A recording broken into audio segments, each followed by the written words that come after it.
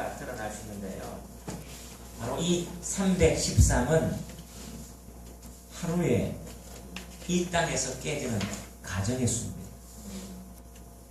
바로 2012년 작년에 우리나라에 하루에 이혼으로 깨지는 그 가정의 수가 313 가정이랍니다. 작년 총 이혼한 가정의 수가 11만 4,300여 가정이었습니다. 이것을 365로 나누면 오늘도 바로 313 가정이 깨졌습니다. 바로 이 숫자는 OECD 가입 회원국 중 1위에 해당하는 그런 수치입니다. 그런데 특별히 제가 이 통계청에서 이 조사를 해보는 가운데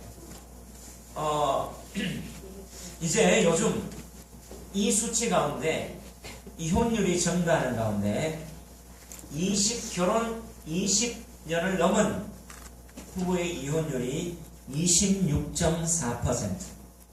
근데 반면에 결혼 4년 이하 된 부부의 이혼율은 24.7%. 바로 황혼 이혼율이 증가한다는 거예요.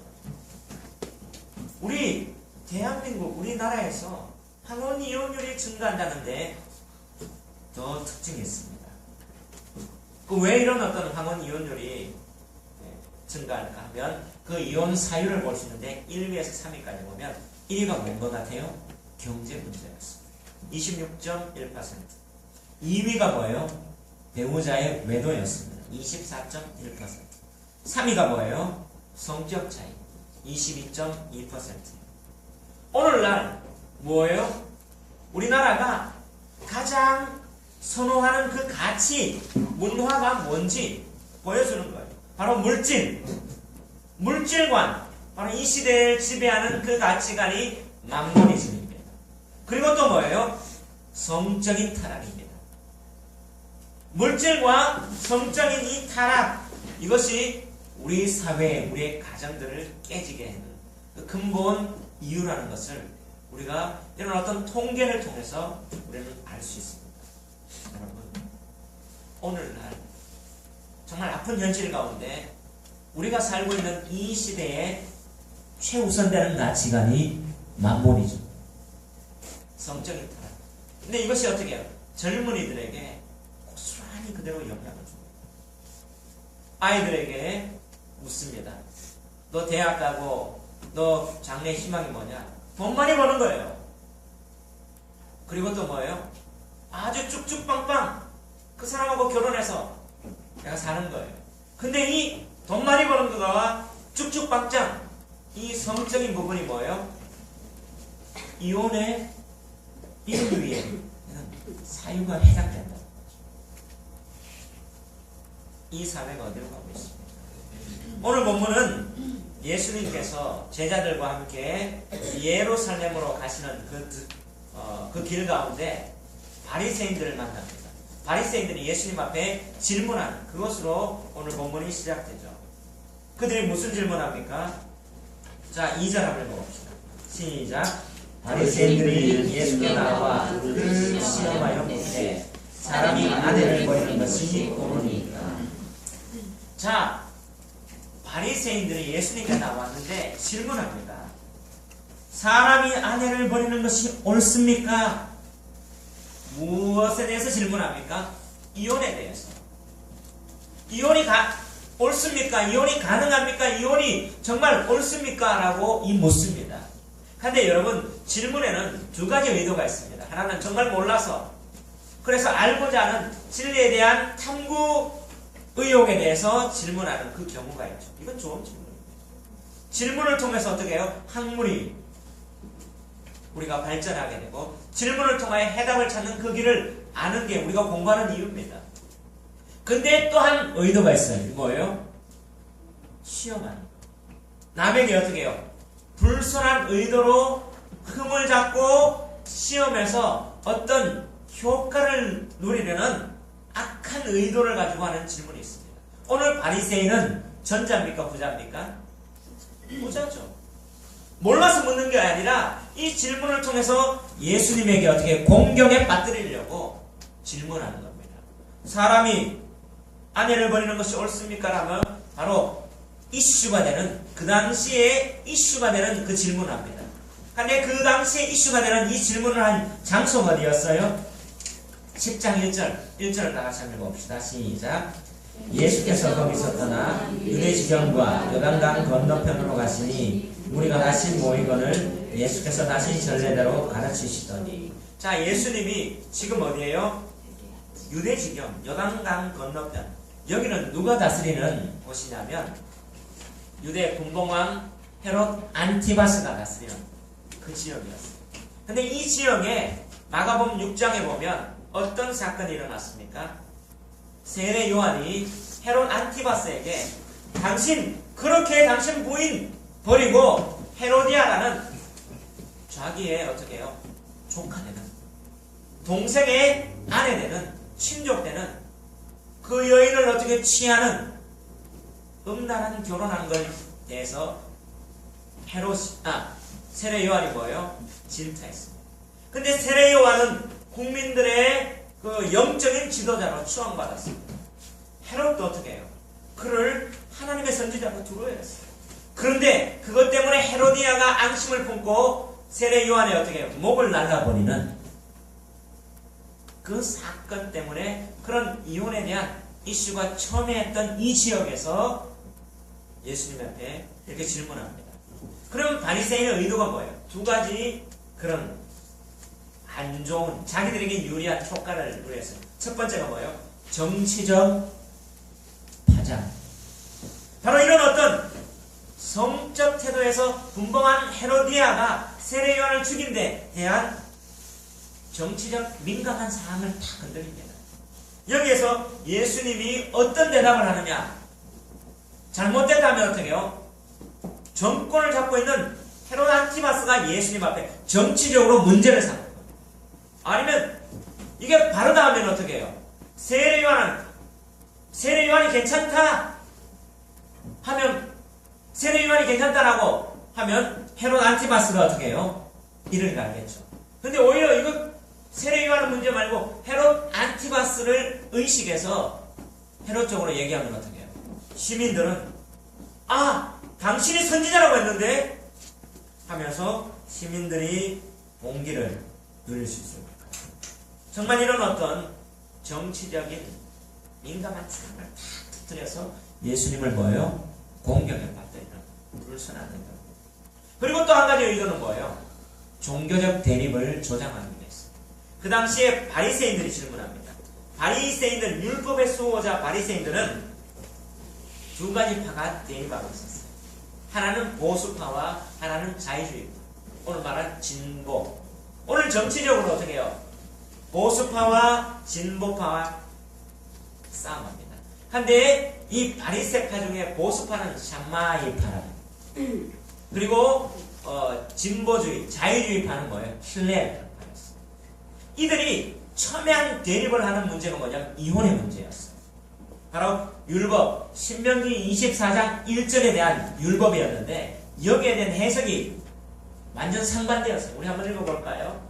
시작. 사람이 아내를 맞이하여 데려온 후에 그에게 수치되는 일이 있음을 발견하고 그를 기뻐하지 아니하면 이혼 증서를 써서 그의 손에 주고 그를 자기 집에서 내보낼 것이고. 여기에서 신명기의 율법에 대한 이혼 증서, 이혼 허락의 행가 아니냐. 그러면 이 이혼에 대한 수치되는 일이 뭐냐? 보수파에는 이혼은 안 된다. 하나가 뭐냐? 수치되는 일은 간음이다. 근데 샴마이파는 이렇게 얘기하고 힐레파는 아니다. 수치되는 일은 여러 가지가 있다 하면서 자기들 입장의 자유주의로 이렇게 해석합니다. 여기서 예수님이 어떻다 하면 어떻게 해요? 바리새파 중에 두 파의 이 종교적 대립을 조장하게 되는 거예요. 결국엔 이 의도가 뭐예요? 예수님을 공격에 빠뜨리는 거예요. 근데 예수님은 이런 어떤 불순한 의도 가운데 질문에 예수님은 어떻게 해결합니까? 바로 말씀으로 돌아가는 거예요. 말씀으로 돌아가서 근원적으로 오히려 바리새인들에게 반문합니다. 3절 한번 읽어봅시다. 시작. 대답하여 이르시되 모세가 어떻게 너희에게 명하였느냐? 바로 모세 명령인 이 신명기에 이 율법의 그 의미가 뭐냐 하며 말씀 그 자체로 돌아가서 다시 한번 바리새인들에게 반문합니다. 예수님은 그렇습니다. 그 모든 이 질문 가운데 이것에 대한 해결책이 뭐예요? 말씀으로 돌아가는 거예요. 말씀의 본래적인 의미를 깨닫는 거예요. 그래서 성경의 근본적인 뜻을 우리가 알고 하나님의 그 말씀을 주신 원래 의도가 무엇인지 알 때 우리는 이 문제를 해결할 수 있다는 사실이에요. 그래서 예수님은 뭐예요? 창세기로 6절에서 보면 5절 6절 한번 읽어봅시다. 시작. 예수께서 그들에게 이르시되 너희 마음이 완악함으로 말미암아 이 명령을 기록하였거니와 창조 때부터 사람을 남자와 여자로 지으셨으니. 자, 예수님은 뭐예요? 바리새인들은 4절에 이르시되 모세는 이혼정서를 써주어 버리기를 허락했다. 이혼정서 때문에 이혼이 가능하다 했는데 어떻습니까? 할 때 예수님은 뭐라고 얘기해요? 창세로 하나님이 원래 결혼을 만든 그 목적이 뭐냐 하면서 예수님은 어떻게 해요? 창세기 바로 하나님의 근본적인 말씀을 통해서 이 문제를 풀고 해석하는 겁니다. 바리새인들은 뭐예요? 인간적인 답변을 기다리고 있는데 예수님은 성경의 근본적인 답변을 제시합니다. 그러면서 시험의 의도를 이겨내는 거죠. 결국에는 뭐예요? 예수님은 이 이혼의 문제를 인간의 해석이나 인간의 전통에 의해서 풀려는 것이 아니라 누구의 말씀으로 푸는 것입니까? 하나님의 말씀이에요. 그렇다면 이것을 통해서 우리에게 적용할 수 있습니다. 우리 삶에는 여러 가지 난제, 여러 가지 난해한 문제들이 있습니다. 그 문제를 어떻게 해결하느냐? 인간의 전통이냐, 인간적인 어떤 답변이나 인간적인 지혜가 아니라 무엇으로 풀어야 된다고요? 하나님의 말씀으로 풀어야 된다고요. 우리 가운데 어려운 문제가 있습니다. 진로의 문제, 여러 가지 이런 어떤 힘든 이런 문제도 무엇으로 풀어야 돼요? 말씀으로 돌아가요. 말씀의 근본으로 돌아가면 무엇이 있습니까? 해답이 있습니다. 그렇다면 예수님이 오늘 이렇게 말하는 성경의 근본적인 이혼에 대한 해결책은 무엇입니까? 두 가지로 볼 수 있는데요. 첫 번째, 바로 한번 따라합시다. 이혼보다 더 근본적으로 성경적 결혼관을 확립하는 것이 중요합니다. 아멘. 예수님은 이혼 그 자체보다 어떻게 해요? 성경적인 근본적으로 결혼관을 확립해라. 이렇게 제시합니다. 6절부터 우리 9절까지 우리 한 절 한 절씩 읽는데요. 남자가 6절, 여자가 7절, 남자가 8절, 여자가 9절 이렇게 읽어봅시다. 시작. 이러므로 사람이 그 부모를 떠나서 그 둘이 한 몸이 될지니라. 그런즉 이제 둘이 아니요 한 몸이니. 그러므로 하나님이 짝지어 주신 것을 사람이 나누지 못할지니라 하시더라. 아멘. 자, 바리새인들은 무엇에 대해서 물어봤어요? 이혼에 대해서 물어봤습니다. 근데 예수님은 뭐라고 대답합니까? 결혼에 대해서 대답해요. 결국에는 여기에 대한 예수님의 해결책은 뭐예요? 이혼보다 더 중요한 게 뭐라고요? 결혼이란 말이에요. 왜 사람들이 이혼하느냐? 왜 이혼에 대해서 갈등하느냐? 이것은 성경에 대한 성경적인 결혼에 대한 정확한 관점이 없다는 거예요. 성경적인 결혼관이었고 결혼에 대한 의식이었고 성경이 말하는 그 결혼에 대한 준비가 없기 때문에 사람들은 때때로 이혼한다는 거죠. 결론은 뭐예요? 이혼보다 뭐가 더 중요하다? 결혼이죠. 여러분, 그렇다면 성경적인 결혼관은 무엇입니까? 6절에 보니까 창조 때로부터 사람을 남자와 여자로 지으셨으니. 결국에 뭐예요? 결혼은 창조 때 하나님이 계획하신 하나님의 것이라는 거예요. 결혼은 뭐예요? 창조 때 하나님의 계획입니다. 그렇기 때문에 뭐예요? 신성한 거죠. 하나님의 계획 가운데 결혼이 주어졌어요. 인간이 내가 좋아하기 때문에 짝을 만나고 가정을 이루는 것이 아니라는 거예요. 뭐예요? 하나님의 계획이에요. 하나님의 뜻이란 말이에요. 이건 신성한 것이에요. 결혼은 뭐예요? 신성한 거다. 내 욕망을 충족하는 것이 결혼이 아닙니다. 내 뭔가 성공을 이루기 위해서 배우자를 얻는 것이 아니라 결혼은 뭐예요? 하나님의 뜻을 이루는 겁니다. 이것을 알아요. 왜 그래요? 하나님은 창조 때부터 사람을 남자와 여자로 만들었대요. 이 말은 뭐예요? 관계적 존재라는 거예요. 관계적 존재를 통해서 관계의 완성을 이루는 이것이 하나님의 창조의 원리라는 거예요. 완성을 이루는 거예요. 하나님께서 하나님의 형상으로 누구를 창조하셨습니까? 사람을 창조하셨습니다. 이 땅 가운데 하나님의 형상을 구현하기 위해서 하나님이 창조하신, 구약에서 창조하신 그 제도가 뭐냐면 결혼이에요. 결혼을 통해서 뭘 하십니까? 가정을 통해서 하나님의 모습을 드러내고 하나님을 보여주고 하나님을 경험하기 위해서 구약에서 만든 대표적인 기관이 뭐예요? 가정입니다. 근데 이혼은 어떻게 해요? 그 하나님의 형상을 깨뜨리는 거예요. 하나님의 원리가 뭐예요? 하나님의 모습을 보는 게 뭐예요? 가정이라는 거예요. 그럼 신약에서 하나님이 또한 아주 창조한 하나님의 공동체 기관이 있는데 뭐예요? 그건 교회입니다. 다시 말하면 가정과 교회는 하나님이 창조하신 하나님의 모습을 보고 하나님을 경험하고 관계의 완성을 보여주는 하나님의 의도요, 하나님의 계획이요, 신성한 것이다. 그렇기 때문에 저는 전도사 때 이런 말들을 많이 했습니다. 제 아내한테. 난 가정사회 가고 싶다. 왜냐? 가정이 세워져야지 교회가 세워져요. 교회와 가정은 하나님의 나라를 볼 수 있는 두 대표적인 기관이에요. 이 땅 가운데 여러분 하나님을 어디에서 경험할 수 있는 줄 아세요? 가정입니다. 그리고 어디에서 경험할 수 있는 줄 아세요? 교회입니다. 가정과 교회와 가정 두 공동체가 가장 건강해야 된다는 것이죠. 이게 하나님의 뜻이라는 거예요. 그런데 가정은 어떻게 세워집니까? 오늘 특별히 교회가 세워지기 위해서는 가정이. 그래서 어떻게 교회는 정결한 신부, 예수님이 어떻게 해요? 신랑 되시고 완전한 하나님이 가정을 이룬 그 종말에 어떤 그 천국 하나님 나라의 잔치를 기다리라, 보라, 이렇게 예수님은 계속 비유로 말씀하십니다.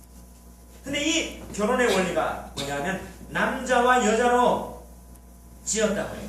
7절에 보니까 이러므로 사람이 그 부모를 떠나서, 자, 남자와 여자는 뭐예요? 관계적 존재고 인격적으로 독립된 존재입니다.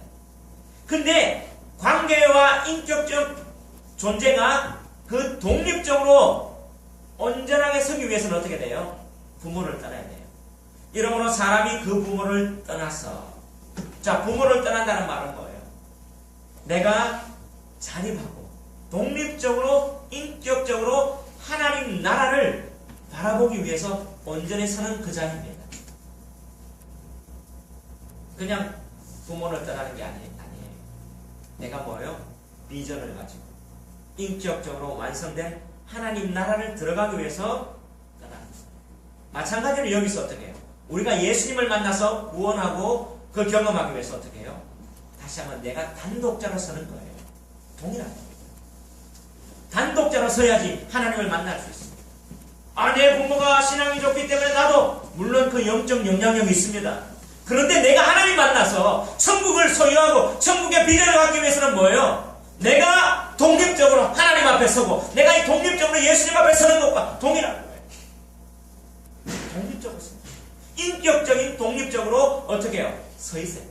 그리고 나서 뭐예요? 8절 그 둘이 뭐가 될지니 한 몸이 될지. 이러한 즉 이제 둘이 아니요 뭐라고요? 한 몸. 여러분 한 몸이라는 건 뭐예요? 연합되는 거예요. 관계가 완성되는 거예요. 바로 결합하는 거예요. 바로 영적인 결합이 가정을 이룬다는 거예요. 영적인 결합이 완전한 연합을 이루는 겁니다. 바로 이 가정은 하나님 나라의 기본단위, 최소단위. 결국에는 어떻게 해요? 이 영적 연합을 통해서 가정을 이루는 목적이 뭐예요? 천국을 경험하는 거예요. 천국을 바라보는 거예요. 결국에는 내가 영적으로 하나가 되는 것은 천국을 바라보는 거예요. 그래서 결혼은 뭐예요? 하나님 나라를 바라보는 비전이 같아져. 결혼은 하나님 나라에 대한 비전, 하나님 나라에 대한 꿈, 하나님 나라에 대한 것이 하나가 되는 거예요. 영적. 근데 우리는 오늘날 결혼을 어떻게 생각합니까? 내가 짠하게 사모하는 그 사람을 만나는 것. 여러분, 이 결혼입니까? 근데 결혼에 대한 연령별 선호도를 이렇게 조사한 게 있는데 제가 보니까 20대 그러면 배우자 어떻게 끌리느냐? 에로스에 끌리는. 아까도 얘기한 쭉쭉 빵빵.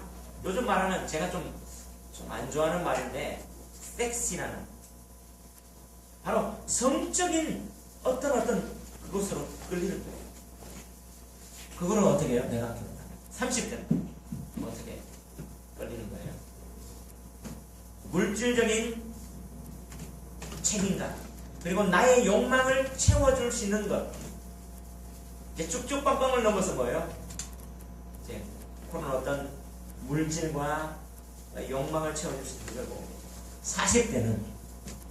40대부터는 삶의 의미를 설명해 줄 수 있는 사람이 내 배우자로 끌린대요. 50대는 예?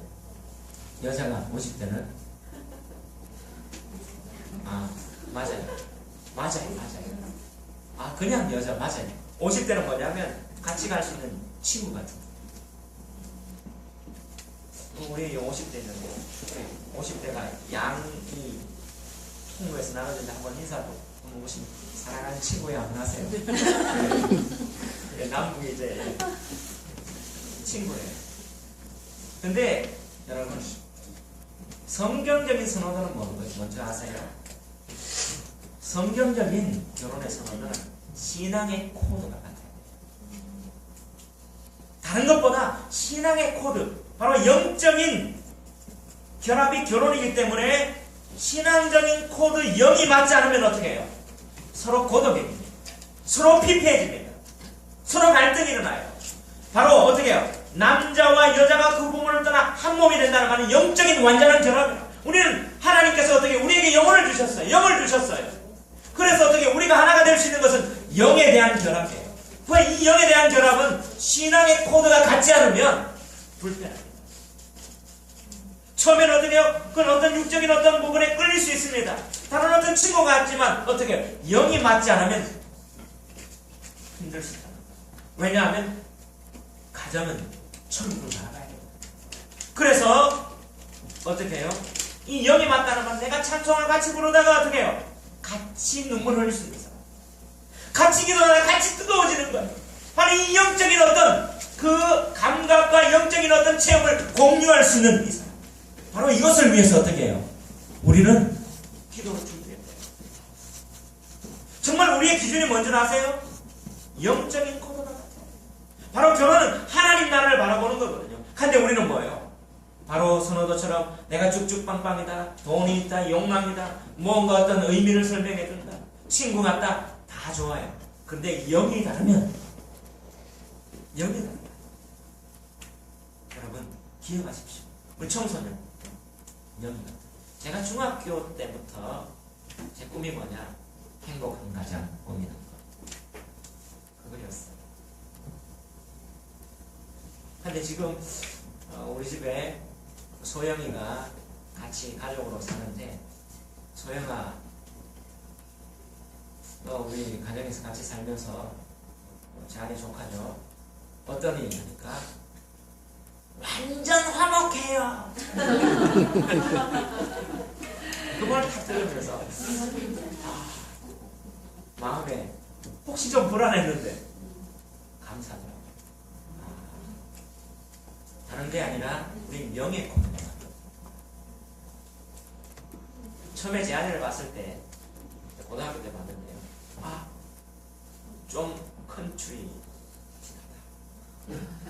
예, 그랬어요. 그리고 제 스타일이 저는 누굴 좋아했냐면 맥라이언을 좋아했거든요. 그리고 또 누굴 최화정 있죠. 좀 통통 튀는 어떻게. 근데 제 아내는 반대였어요. 근데 제 아내를 어떻게 배우자로 했느냐면 기도를 같이 밤에 또 우리 공식 기도는 아니었지만 기도하다가 제 마음속에 탁 오는 게 이 사람은 사모과입니다. 제가 뭐냐면 목사하려고 했거든요. 고1 때 하나님 부르심 앞에서 영적으로 탁 만든 거예요. 그때부터 보니까 어떻게 해요? 이뻐 보이네요. 영이 만족되면 이뻐 보입니다. 그리고 어떻게 해요? 또 요즘 보니까 세련됐어요. 그리고 어떻게 해요? 하나씩 따져보니까 저 정도로 잘생기고 예쁜 사람이 없어요. 아멘. 예. 지금 뭐예요? 영적인. 저는 뭡니까? 제 아내가 뭐예요? 보면 키가 자기보다 제가 작아요. 결혼할 때도 되게 다 하나 신고 우리 장모님이 야 그 맨발 벗고 해라. 근데도 어떻게 보면서 제가 외모는 좀 딸리지만 그래도 어떻게 해요? 알콩달콩 사랑하잖아요. 결국엔 뭐예요? 영적인 토가. 그럼 이렇게 한 몸이 되기 위해서는 우리가 뭐 해야 되냐? 창세기 2장 18절에 이렇게 말합니다. 여호와 하나님이 이르시되 사람이 혼자 사는 것이 좋지 아니하니 내가 그를 위하여 돕는 뭐를요? 매피를 지으리라. 결국엔 어떻게 해요? 이런 가정을 꾸미고 영적인 공동체 하나님 나라를 구현하기 위하여 하나님이 우리에게 어떤 역할을 주셨다고요? 돕는 매피들.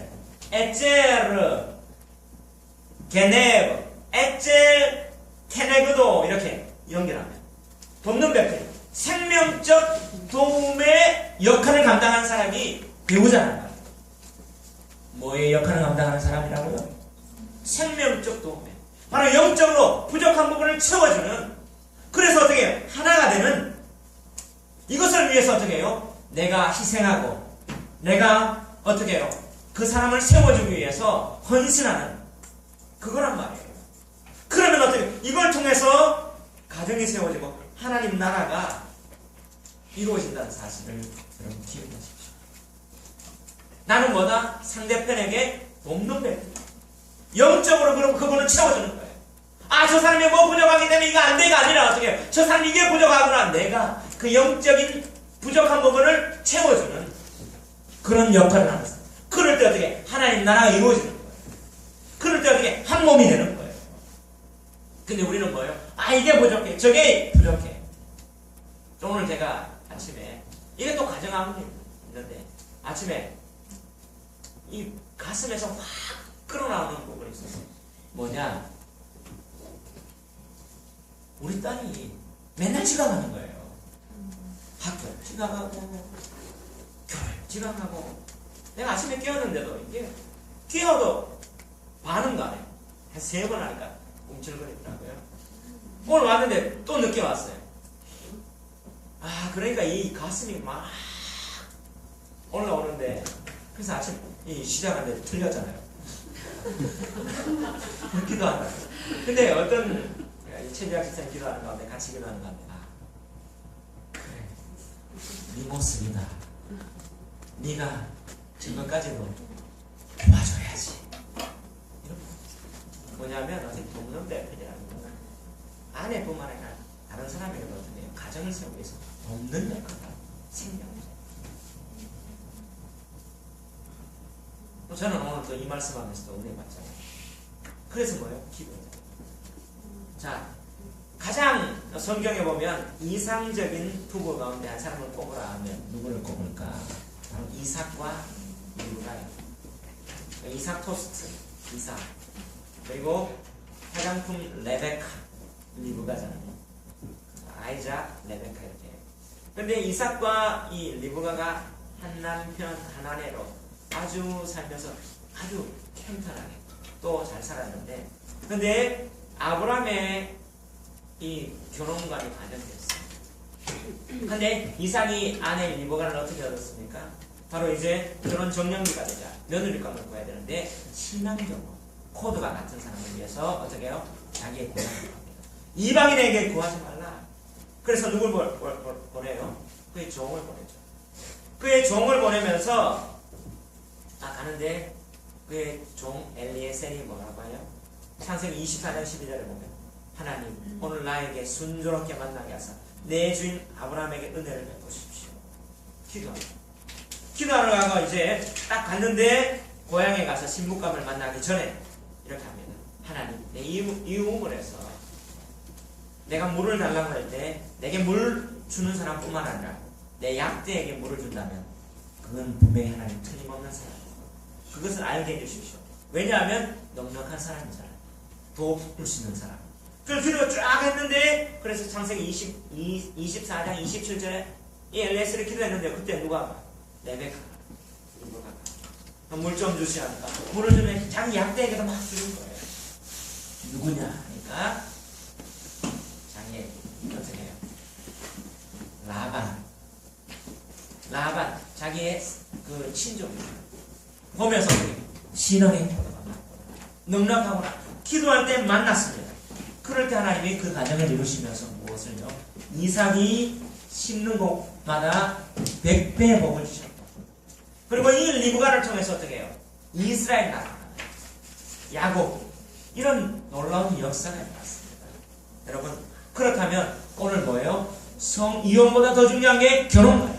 우리의 결혼가는 뭐예요? 하나님 나라를 이루기 위해서 나는 동등되고 영의 코드가 맞아야 되고 이것을 위해서 뭐예요? 기도로 준비한다는 사실을 깨닫고 지금 중딩도 뭐예요? 기도로 내 가정을 뭐한다? 준비한다. 초딩도 그래요.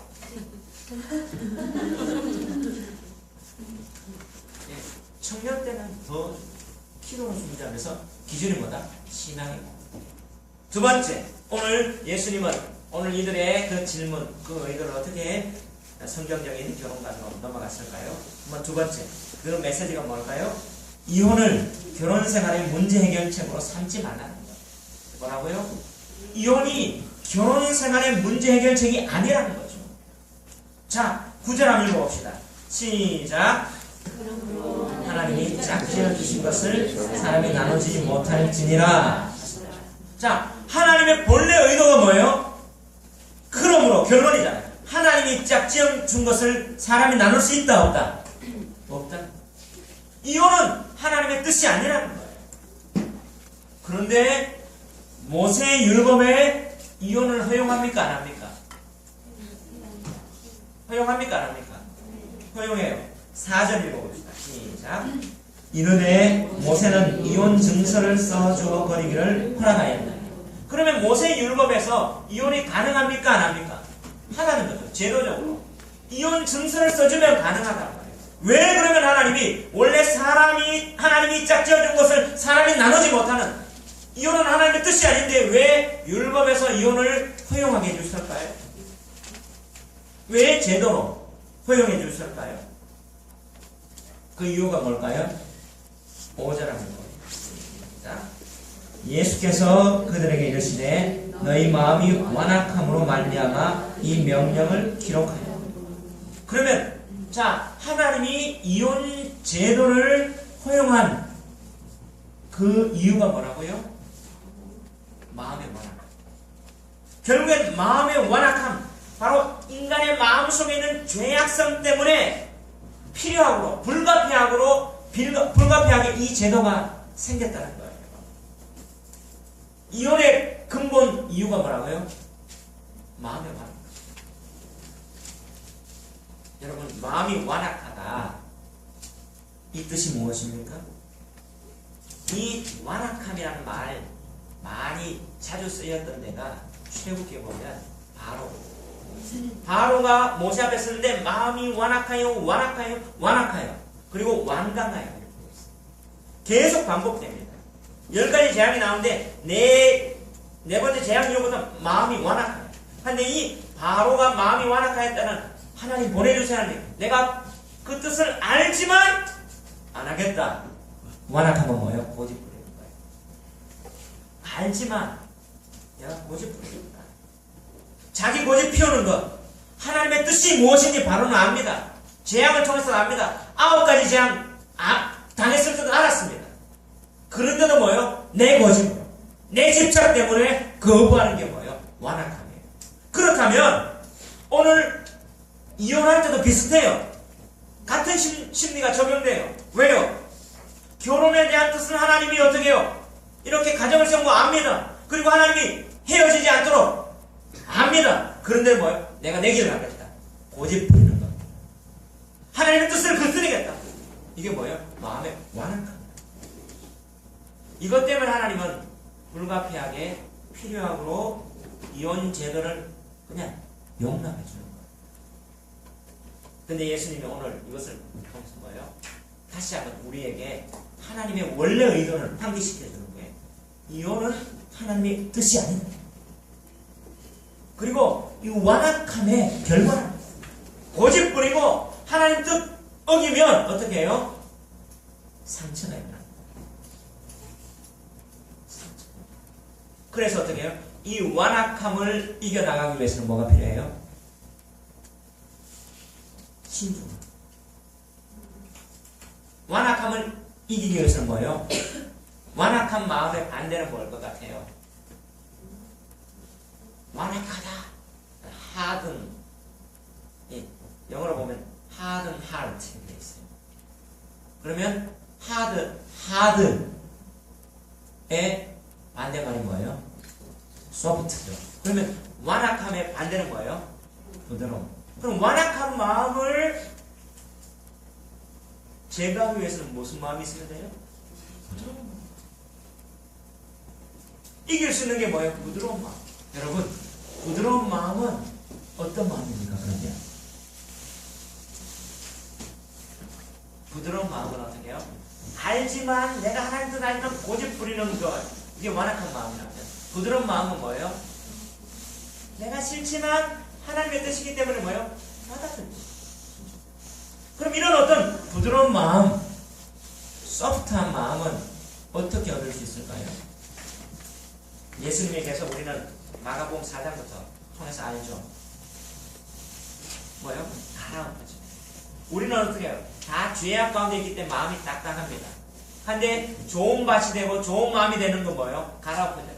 자, 마음이 밭입니다. 좋은 땅은 뭐예요? 30배, 60배, 100배의 결실을 얻을 수 있는 땅이에요. 이 땅, 이 마음이 되기 위해서는 뭐예요? 그냥 좋은 땅 됩니까?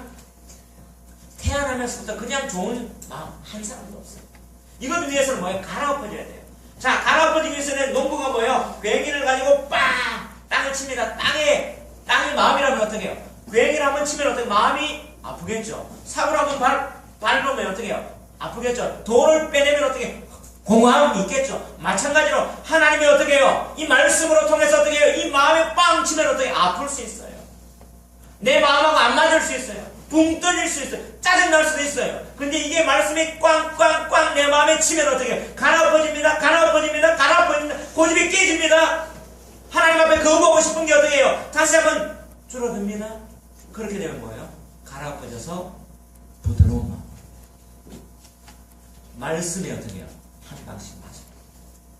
그리고 어떻게 내가 아파도 자꾸 말씀 앞에 노출돼야 돼요. 아, 이거 내 마음을 안 들을래? 이 말씀은 내게 괭이로 치는 말씀이야. 아니, 들어야 돼요. 더 들어야 돼요. 갈아엎어져야만이 우리가 부드러운 마음이 될 수 있다는 사실이에요. 직면해야 돼요. 직면해야 돼요. 여러분, 그럴 때 우리는 이겨낼 수 있어요. 그리고 또 어떻게 해요? 이혼이 뭐예요? 자, 10절, 11절, 12절. 자, 우리 10절 남자가 있고 11절 여자가 있고 12절 다 같이 읽겠습니다. 시작.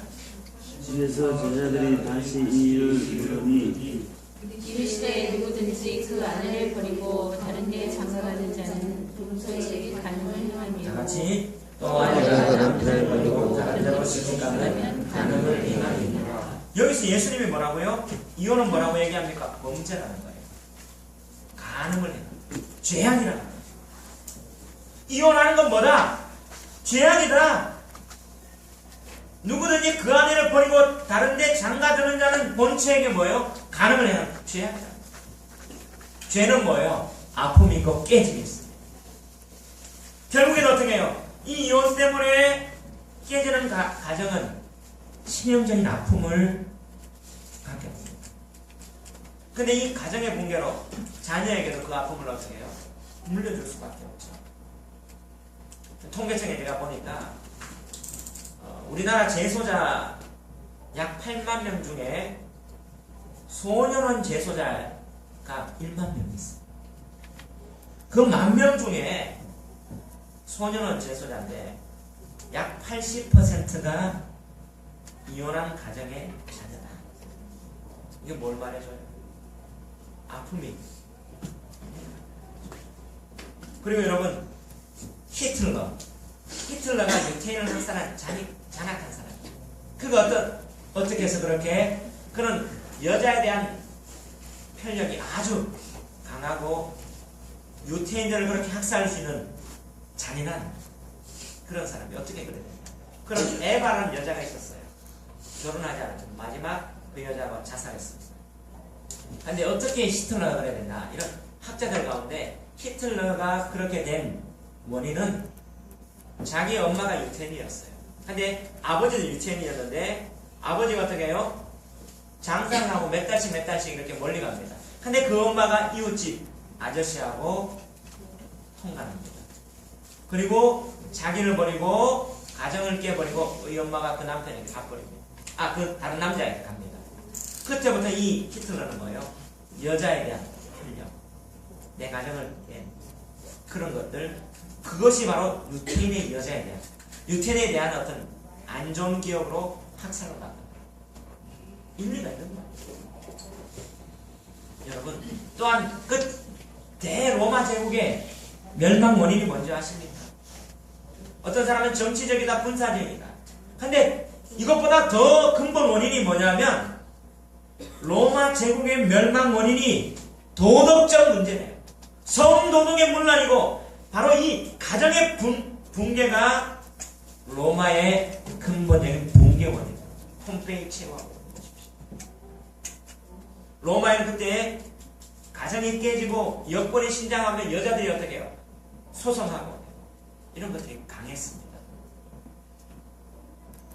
이게 결국엔 뭐예요?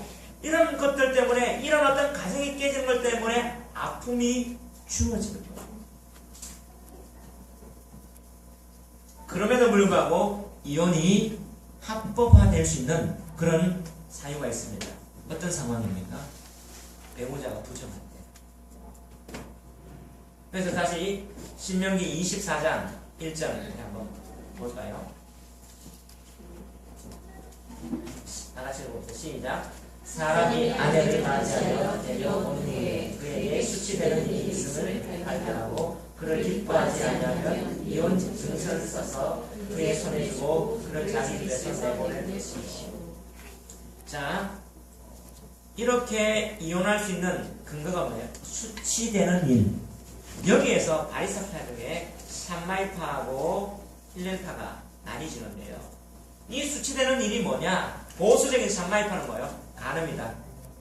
배우자의 외도, 부정은 이혼 수치다. 근데 힐렐파는 뭐라고 해요? 다른 것도 된다. 그 당시에 여권은 어떻게 해요? 쭉 바닥에 떨어졌어요. 남자가 여자가 수치되는 일이 뭐냐 할 때 힐렐파, 자유화파를 남편의 기분에 맞지 않으면 다 이혼 사유가 돼요. 예를 들어서 어떻게 해요?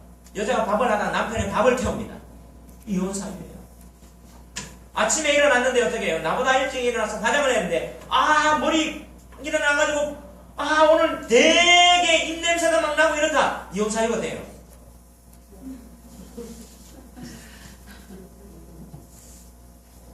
근데 모든 이혼 상황 가운데 공통 상황은 배우자의 뭐예요? 부정입니다.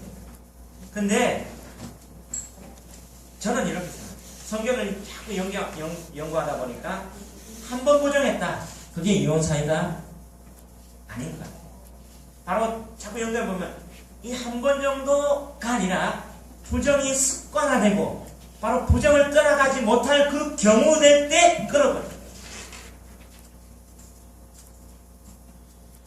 완벽한 사람 없습니다.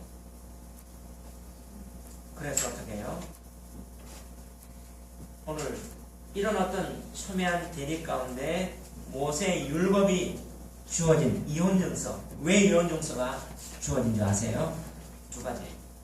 첫 번째, 이혼을 성급하게 결정하지 말라는 거예요. 이혼 증서를 주면요, 남편이 어떻게 이혼 증서를 아내를 주잖아요. 그러면 다시는 어떻게 해요? 이 아내에게 이혼 증서를 받았던 이 아내에게 어떻게 결혼할 수 없습니다. 이혼 증서를 주면 어떻게 해요? 다 한번 끝나는 거예요. 완전 법적으로 끝나는 거예요. 그러니까 네가 이혼을 할 때 뭐예요? 성급하게 판단하지 마라.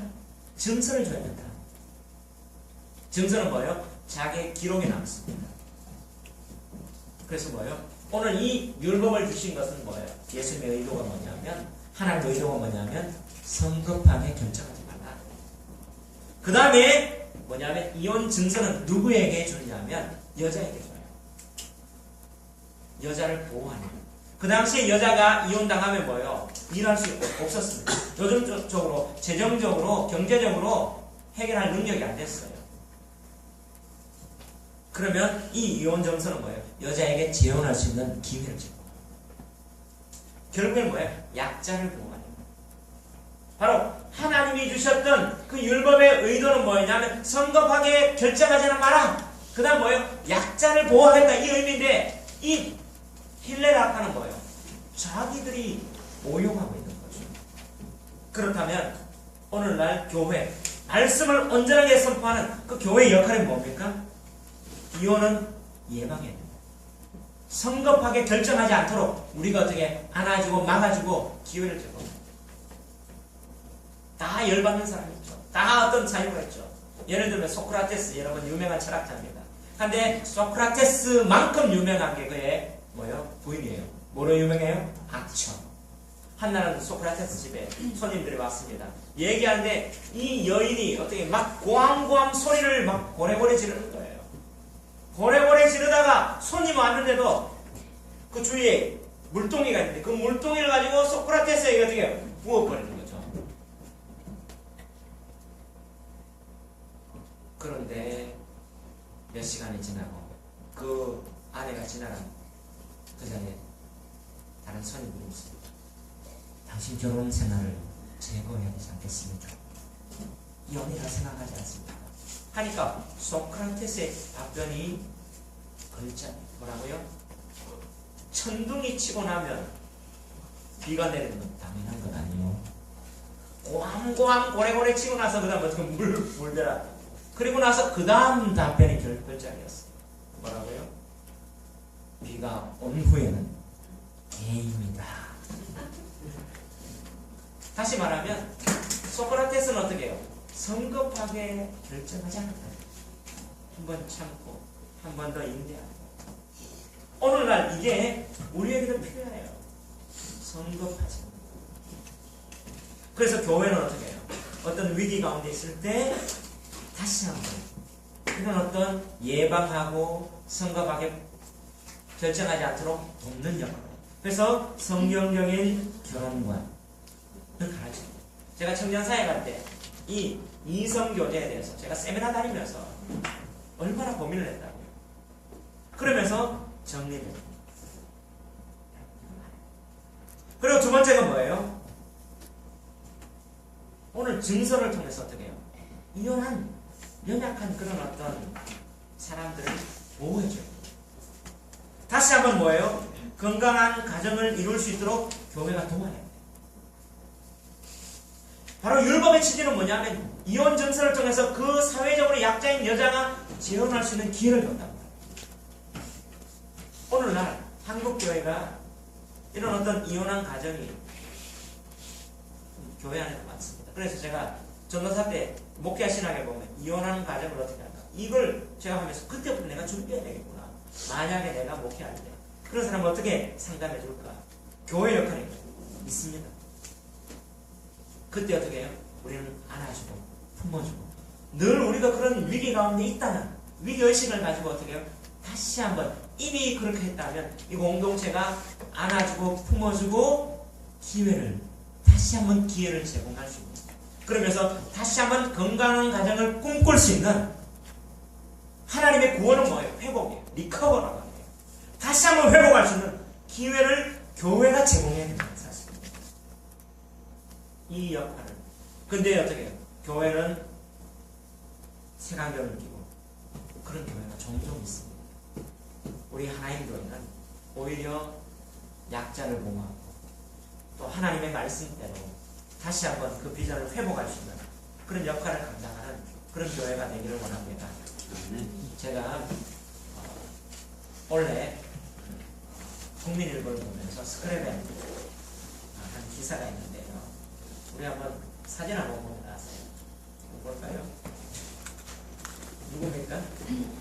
이은경 씨라고 이분한테 아시죠? 그리고 남자는 뭐예요? 이진호 씨라고. 이 사람은 제가 이은경 이 탤런트를 조금 좋아했습니다. 외인보다는 이 청순하고 이 여자가 뭐예요? 이혼녀예요. 저 마음이 좀 아팠습니다. 좀 안 좋은 소문도 좀 많았죠. 이진호 씨도 이혼남이에요. 근데 원래 이은경 씨는 자기 아버지가 암 때문에 있을 때 무당에게 찾아갔어요. 근데 이진호 씨가 어떻게 해요? 나중에 이 사람도 원래 무신론자였어요. 근데 예수님을 믿게 됩니다.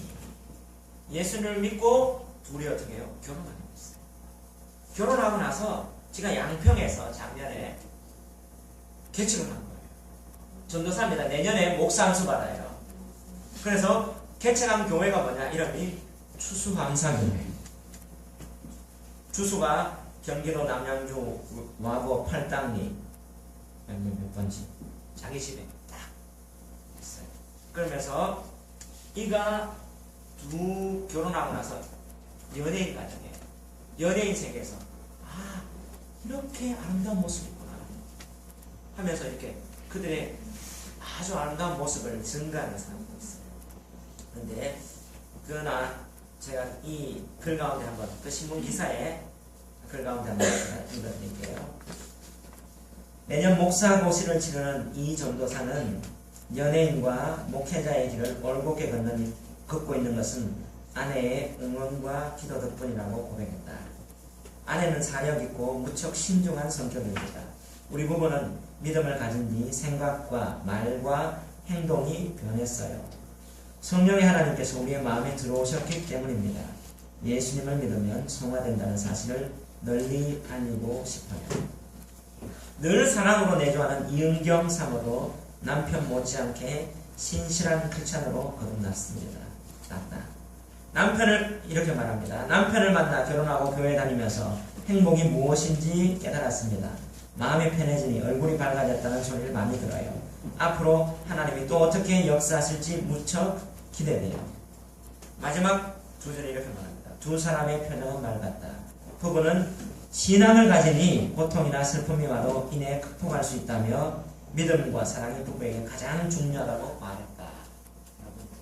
이 두 부부가 다시 한번 결혼의 실패를 잊고 신앙으로 나아가서 사람들에게 그에게 아름다운 모습을 보여주고 또 이렇게 든든하게 서있으면서 상처 입은 치유자로 또 이렇게 4년 전부터 간증을 하며 자기 집을 오픈하고 또 하나님 앞에 드리고 목회길을 걸어가는 이 모습 가운데 우리에게 하나님이 주셨던 그 목적입니다. 그래서 정말 이 말씀처럼 회복되고 또 준비하는 그런 가정과 교회가 되기를 주님의 이름으로 축원합니다. 사랑하신 하나님, 오늘 이 말씀을 통해서 하나님 우리에게